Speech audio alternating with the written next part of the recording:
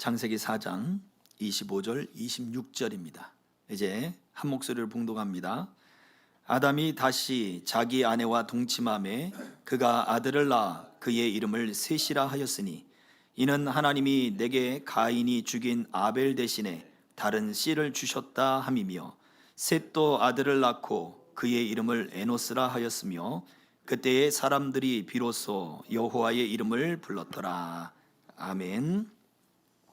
오늘 성경의 사람들 5번째 시간, 셋이라고 하는 인물입니다. 하나 둘 셋 할 때 그 셋과도 어쩜 그리 똑같습니까?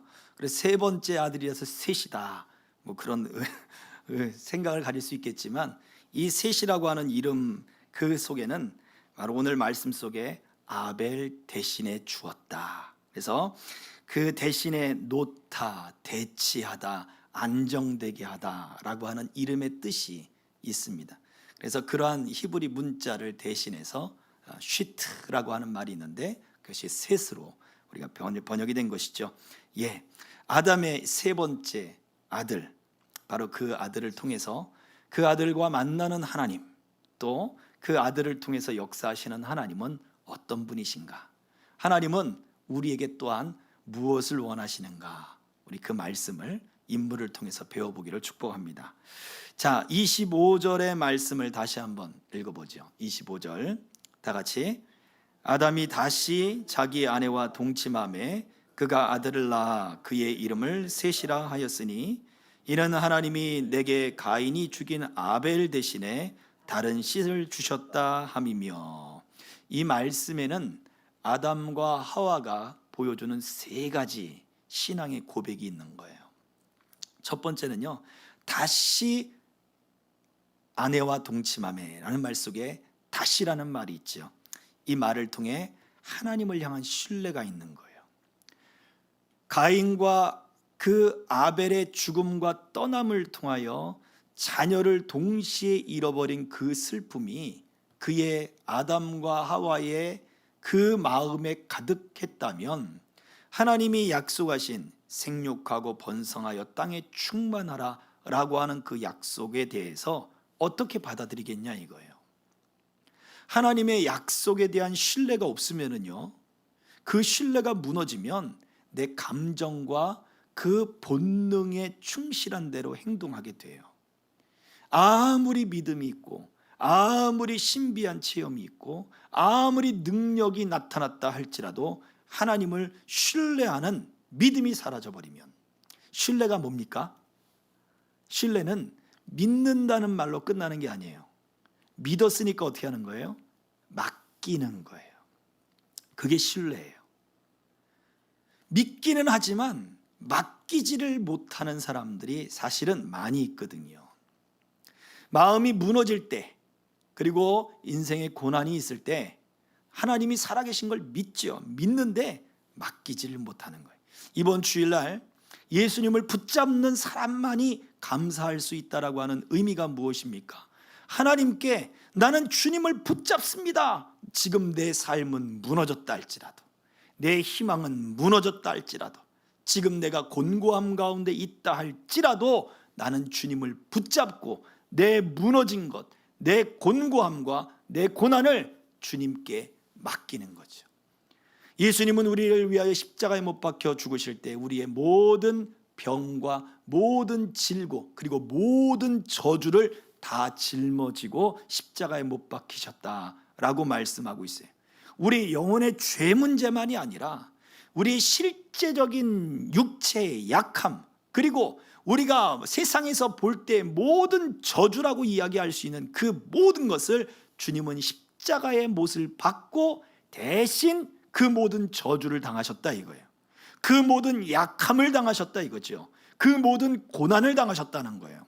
그러니 우리가 예수 그리스도를 믿는다라고 하는 것은 그 예수님을 믿고 모든 저주와 모든 약함과 모든 고난과 모든 질병을 다 짊어지시고 십자가에 못 박히신 예수를 믿고 모든 질병과 저주와 고난과 약함을 주님께 맡겨 드리는 거죠.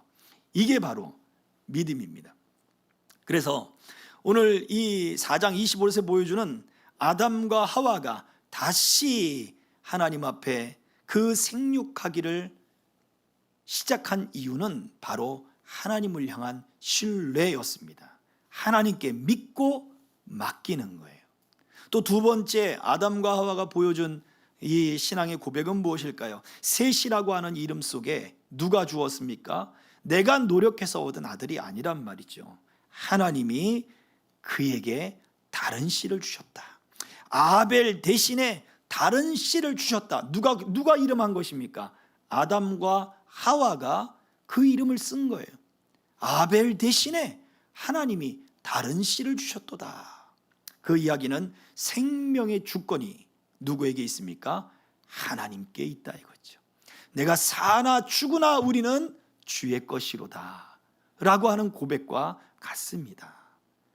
또 이 세 번째, 이 셋이라고 하는 이름, 이 4장 25절 속에서는 가인이 죽인 아벨 대신에 라고 하는 말이 있죠. 가인이 아벨을 죽인 이유는 무엇입니까?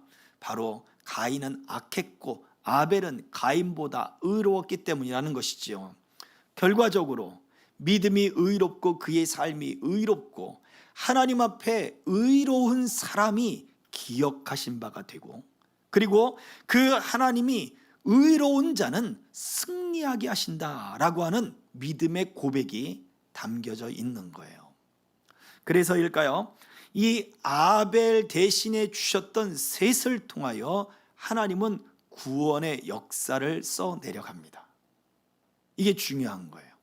수없는 사람들이 성경에 등장하지 않는 많은 사람들이 존재해요. 심지어 아직 노아의 때까지도 가지 못했잖아요. 노아라고 하는 인물이 등장할 때에는 세상에 죄가 그냥 흘러 넘쳤다 이거죠. 마치 홍수가 온 세상에 흘러 넘친 것처럼 죄가 세상을 다 뒤엎었다 이거예요. 죄가 뒤엎은 세상을 하나님은 심판으로 뒤엎으셔서, 그리고 어떻게 하셨습니까? 그 심판 위에 하나님의 은혜의 약속을 또 엎어주신 거죠. 다시는 내가 물로 심판하지 아니하리라 라고 하는 약속이 바로 그렇습니다. 죄가 세상을 뒤엎고 하나님의 심판이 그 죄를 뒤엎고 하나님은 그 심판 위에 은혜를 뒤엎어서 다시는 하나님이 이 물로 심판하지 않고 하나님의 구원의 은혜를 세상 가운데 나타낼 것을 약속해 주셨지 않았습니까? 그것처럼 하나님이 찾으시는 사람들, 하나님 앞에 의로운 사람들, 하나님이 기억하시는 사람들에게는 반드시 승리가 일어날 줄 믿는다라고 하는 고백이 있는 것입니다. 누가 이 고백을 했습니까? 아담과 하와가 그 아들 셋을 낳음을 통하여 고백한 거예요. 신뢰하는 사람이었고 모든 생명의 주권이 하나님께 있다 이거죠. 나의 삶이 하나님께 있다. 그리고 하나님은 의로운 자를 기억하시고 의로움을 통하여 승리하게 하실 줄 나는 믿노라 라고 하는 고백이 그들 가운데 나타났다라는 것입니다. 조금 더 구체적으로 말씀을 살펴볼게요. 이 아벨 대신에 주셨던 이 셋 때문에 셋의 후손에게는 또 다른 사람들이 등장하는데, 그 전에 먼저 예수님의 족보, 신약에 있어서 예수님의 족보 속에도 이 셋에 대한 이야기가 등장해요. 같이 한번 읽어볼까요? 누가복음 3장 38절입니다. 시작. 그 위는 에노스요, 그 위는 셋이요, 그 위는 아담이요, 그 위는 하나님이시니라. 아멘. 예수님의 족보를 찾아서 올라가면서 하나님께로 나아가는 거죠. 그런데 여기에서 모든 사람의 조상이 누구냐? 하나님이 만드신 아담, 바로 그 아담에게로 모든 사람의 족보가 이렇게 올라져 가게 되어 있어요. 그 이야기는 아담의 후손으로 예수님이 오셨다 이거죠. 그리고 마찬가지로 아담의 후손으로 모든 인류가 태어나게 됐음을 말해줘요. 그런데 그 아담의 후손에 가인이나 아벨이 아닌 그 아벨 대신에 주셨던 셋의 이름이 있는 거예요. 여기에서 알 수 있는 것은 예수님이나 이 아담이나 역사적인 인물이라는 것을 강조하고 있는 거죠. 그렇다면 저와 여러분들에게도 하나님의 약속, 아담에게 주셨던 약속, 그리고 예수님은 여인의 후손으로 태어난 거잖아요.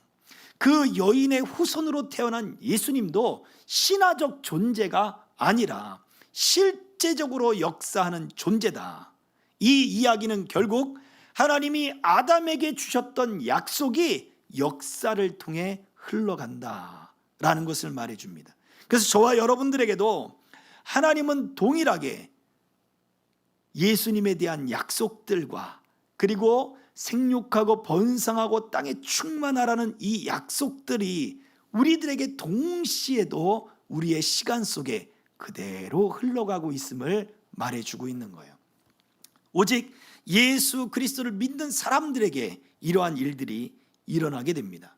그래서 또 이 셋은 아벨의 자리를 대신하여 하나님이 주셨는데 지명하여 주신 자와 같은 거예요. 그래서 지명된 자라고 하는 이름의 뜻을 또 가지고 있거든요. 지명된 자, 다른 사람이 아니라 아벨 대신에 바로 셋을 주셨다 이거예요. 우리 예수님은 여인의 후손으로서 우리에게 오직 구원받을 이름을 주신 그 이름은 예수밖에 없다 이거죠. 천하에 구원받을 이름으로 주신 분은 오직 예수밖에 없다. 다른 이름을 우리에게 주신 적이 없으시다 이거예요. 지명되어 우리에게 주신 이름은 바로 예수 그리스도다. 여기에서 우리가 알 수 있는 것은 하나님의 약속, 하나님의 언약이 지금도 그 지명된 사람을 통하여 흘러가는데, 자, 그렇다면 저와 여러분들을 하나님은 지명하여 부르셨다고 말씀하고 있지요. 저와 여러분들을 통하여서 하나님의 약속이, 하나님의 구원과 하나님의 은혜가 흘러가고 있다라는 것입니다. 자, 셋에 좀 더 살펴볼게요. 4장 26절을 같이 한번 읽어보겠습니다. 오늘 본문 4장 26절 시작. 셋도 아들을 낳고 그의 이름을 에노스라 하였으며 그때의 사람들이 비로소 여호와의 이름을 불렀더라. 아멘. 셋도 결혼을 했습니다. 그리고 나서는 아들을 낳았는데 에노스라고 하는 이름을 지었습니다. 이 에노스는 병이 든 자라고 하는 그러한 이름을 가지고 있어요. 병이 들어서 지금 죽을 위협에 놓인 자. 아니, 어떻게 자녀의 이름을 이렇게 지을 수 있을까요? 물론 이것은 모세가 그 환상 중에 하나님의 가르쳐 주시는 대로 이 말씀을 적었기 때문에 그가 가지고 있는 표현을 사용해서 적었을 가능성이 큽니다. 그렇다면 에노스의 일생을 보니까 그가 병들어 죽을 수밖에 없는 나약한 존재라 이거예요. 실제적으로 그의 몸이 약했을 수도 있고 하나님 앞에서 자기가 어떠한 존재인가를 깨달은 것이기도 해요. 무엇입니까? 하나님 앞에 우리는 연약한 존재이구나. 하나님 앞에 우리는 죄 때문에 죽음이 앞두고 있는 존재이구나. 이걸 깨달았다는 거지요. 그런데 이 에노스를 낳고 난 다음에 그때 어떤 일이 벌어졌답니까? 다시 한번 띄워줘 보세요. 4장 26절. 그때의 사람들이 비로소 여호와의 이름을 불렀더라. 그때부터 비로소 하나님을 향한 사람들이 모여서 공적인 예배가 시작이 되는 거예요. 놀랍지 않습니까? 그렇다면 한번 말씀을 정리해 보죠. 병들고 썩을 존재, 죽음을 앞에 두고 있는 존재, 연약한 존재, 내 자신이 이렇게 초라한 존재이구나를 누구 앞에서 깨달은 거예요? 하나님 앞에서 깨달은 사람들이 모여서 예배했다 이거예요. 결국 셋이 보여주는 일생이라고 하는 것은 하나님을 향한 예배의 회복이에요. 가인과 아벨이 무엇 때문에 그의 인생이 끝나버렸습니까? 예배 때문에. 그들이 분노하고 시기하고 다투고 싸우다가 예배까지 사라져버렸죠. 물론 그의 신앙이, 이 아담과 하와가 가지고 있는 신앙이 이 셋을 통하여 에노스에게 전달이 된 것 같아요. 그런데 그때에 에노스에게 전달이 되고 나서부터 그때의 믿음의 사람들이 생겨나기 시작한 것입니다. 그때의 하나님 앞에 연약한 존재임을 깨달은 사람들이 하나님 앞에 찬송하고 예배하기 시작하는 거예요. 그 일의 시작은 결국 셋이라고 하는 사람을 통해 시작되었다는 거죠. 셋은 그의 후손들의 이름이 이렇습니다. 게난이라고 하는 사람이 에노스의 후손인데요, 게난이라고 하는 사람은 유익한 사람이란 뜻을 갖고 있고, 마할랄렐이라고 하는 사람은 하나님의 찬양이라고 하는 뜻을 갖고 있고요, 그의 후손 에녹, 성실한 자, 진실한 자, 바쳐진 자라고 하는 뜻을 갖고 있고, 야렛, 에노스의 후손 야렛이라고 하는 사람은 계승하다, 겸손하다, 이런 의미들을 가지고 있죠. 무드셀라는 여러 가지 의미들이 있지만 또 성장하는 자라고 하는 의미가 있습니다. 무엇을 말해주느냐? 하나님 앞에서 겸손하고 나는 하나님 앞에 참으로 나약한 존재이구나 라고 하는 것을 고백한 믿음이 이 에노스 셋의 후손들을 통해서 계속해서 이어지는 거예요. 그 후손들이 많아지고 그들이 모여지면서 하나님 앞에 예배하는 자들이 드러나더라 라는 것입니다. 반면에 가인의 후손들은 어떤 특징을 가지고 있습니까? 창세기 4장 23절입니다. 같이 읽어요. 시작. 라멕이 아내들에게 이르되 아다와 실라여 내 목소리를 들으라. 라멕의 아내들이여 내 말을 들으라. 나의 상처로 말미암아 내가 사람을 죽였고 나의 상함으로 말미암아 소년을 죽였도다. 무엇을 얘기합니까? 가인과 그의 자손들은 성을 쌓고 무기를 개발하고 문명이 발달해요. 문명이 발달하는데 문화도 발달해요.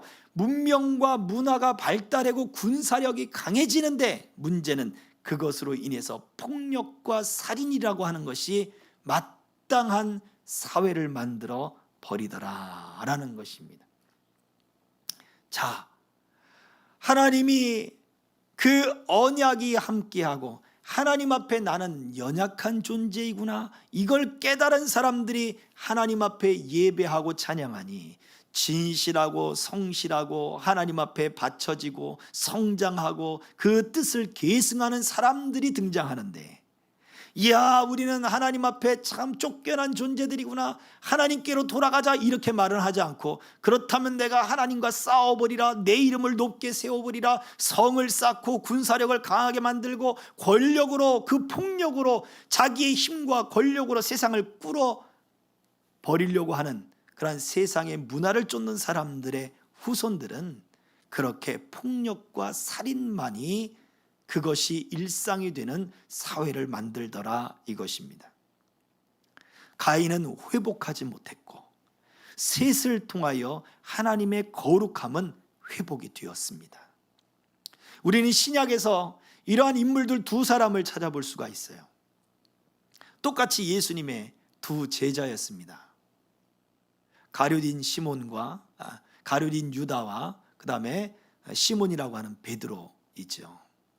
가룟 유다는 예수님을 판 것이 잘못됐음을 깨달았습니다.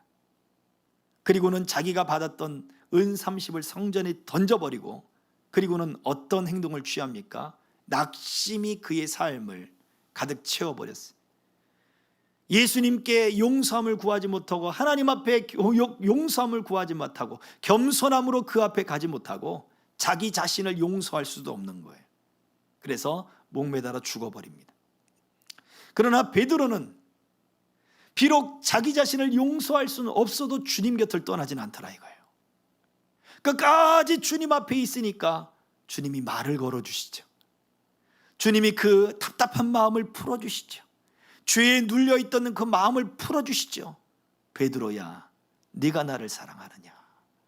요한의 아들 시몬아, 네가 나를 사랑하느냐? 하면서 그 막혀있던 것을 예수님이 뚫어주시잖아요. 여기에 차이점이 있는 것이죠. 회복해야 하는 사람이 누구냐? 가인은 회복할 수 없었고 그의 자녀들도 회복시킬 수 없었습니다. 하나님이 그에게 특별한 징표를 주며 그를 하나님이 보호해주는 그러한 하나님의 보호가 그럼에도 불구하고 있었지만 그의 믿음이 회복된 것 같지는 않아요. 그의 자손들에게 이 믿음이 흘러가지는 못했습니다. 그러나 셋을 통하여, 아벨 대신에 지목하여 부른 그 셋을 통하여 예배가 회복이 되었습니다. 하나님 앞에 겸손히 무릎 꿇는 사람들이 회복이 되었습니다. 그 사람들이 모여 하나님, 우리는 연약한 존재입니다, 그저 나는 하나님을 찬양할 뿐입니다 하고 예배를 회복하고 하나님 앞에 있는 모습을 회복시키더라 이것입니다.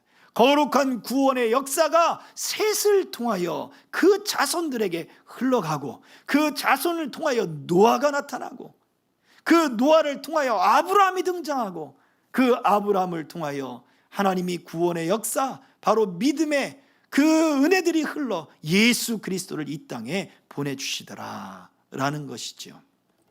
그렇습니다. 셋을 통하여 보는 하나님이다 라고 하는 것은 결국 하나님 앞에 있는 인간의 가장 핵심적인 존재 이유가 무엇이냐, 그 첫 번째입니다. 셋은 인간 존재의 핵심인, 띄워주세요, 인간 존재의 핵심인 바로 하나님과의 관계를 우리에게 보여주고 있습니다. 어떤 관계요? 연약한데 하나님이 대신 지명하여 불렀으니 나를 통하여 하나님과의 관계를 회복시키리라. 자, 같이 한번 읽어보겠습니다. 시편 51편 17절입니다. 시작. 하나님께서 구하시는 제사는 상한 심령이라. 하나님이여, 상하고 통회하는 마음을 주께서 멸시하지 아니하시리이다. 아멘. 하나님이 구하시는 제사는 상한 심령입니다. 하나님 앞에 나는 연약한 존재입니다. 주님, 내가 능력이 없고, 주님, 나는 사람들의 도움도 없습니다. 나를 도와주실 이는 오직 주님밖에 없습니다. 그 고백하는 사람들에게 하나님은 예배를 찾으시는 거예요. 겸손한 자들이 하나님께 진정한 예배를 드릴 수 있는 거예요. 하나님을 떠난 사람들은 하나님과 예배할 수 없고, 오직 하나님 앞에 겸손한 사람만이 진정한 예배가 하나님 앞에서 이루어질 수 있는 거예요. 이게 인간의 가장 핵심이에요.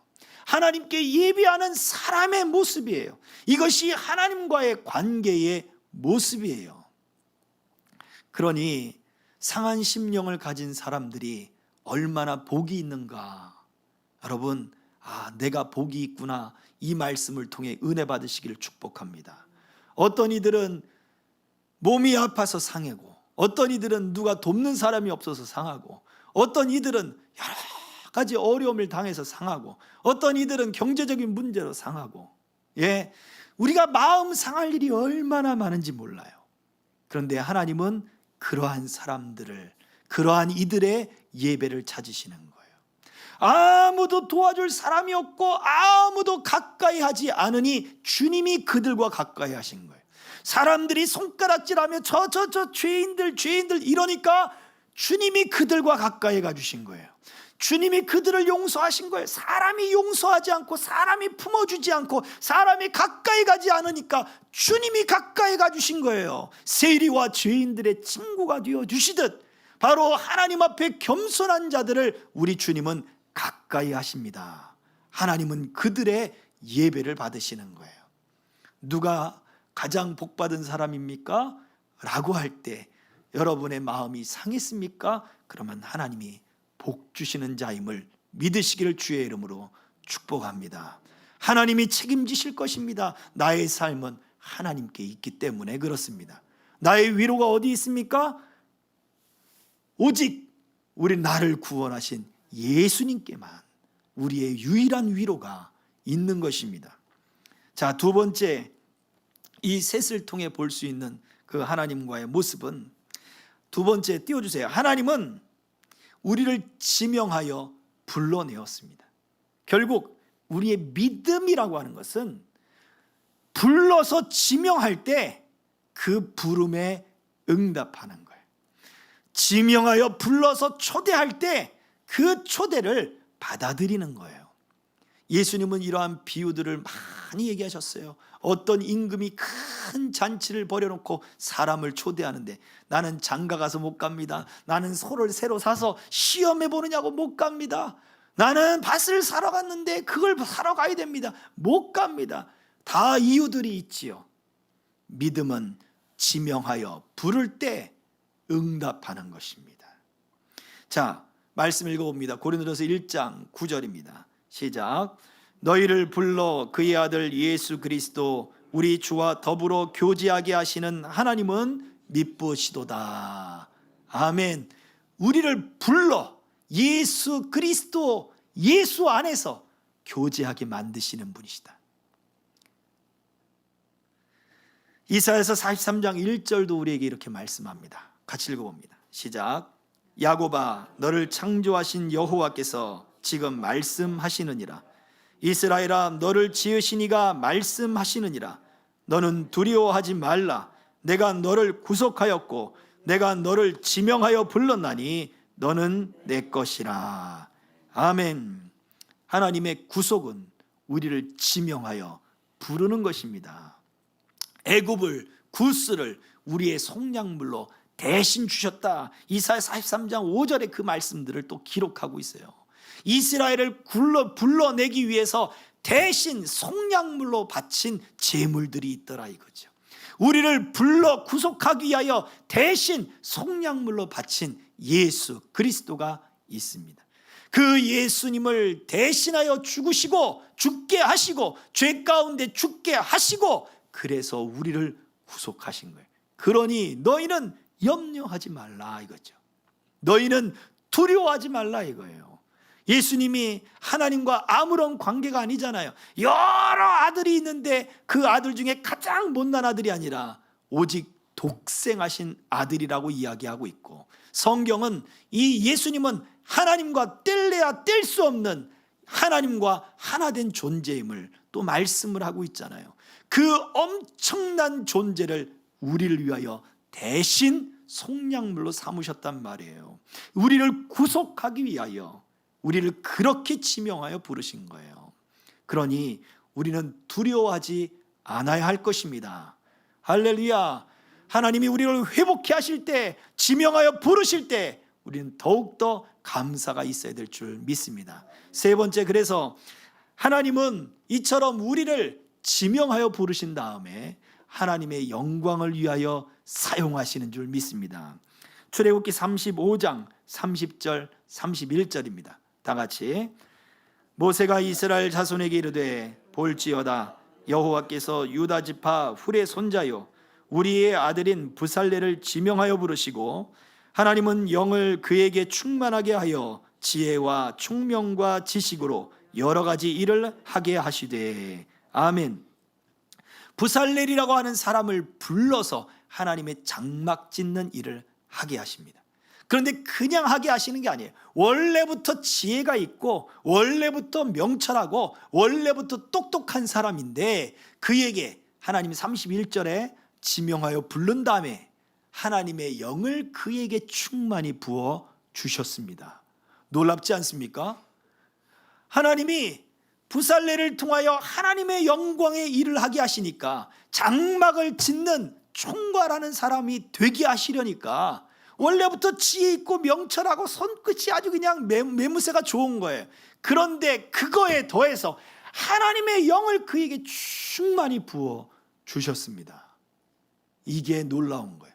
저와 여러분들이 하나님의 부름에 응답하면 그냥 하나님 불러서 그냥 네 알아서 해, 잘해봐 그렇게 내버려 두시지 않는단 말이에요. 성령의 은총을 부어주시는 거예요. 성령의 감동함을 주시는 거예요.